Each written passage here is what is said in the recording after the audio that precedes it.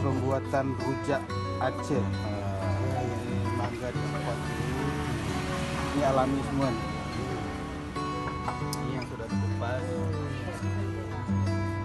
Sebelumnya dicuci dulu ya. Ini bahan baku.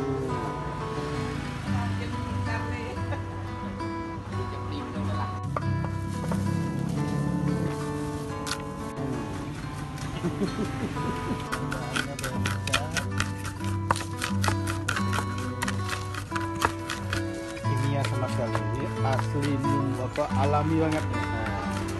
Ini juga sederhana, ada di kawasan Cot Geung. Dua batok campuran.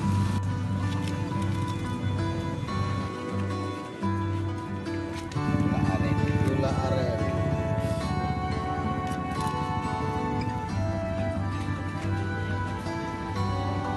Dia rujak apa nih? Nah, rujak manis. Abang ini sambil senyum lah bang.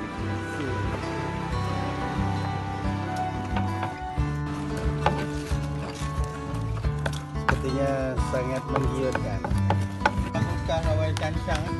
Kasih garli pak. Ya, bukan. Oke. Mulai paham. Dingin kan. Ini di bepa alam. Nah, ini dicampur. Nah, tadi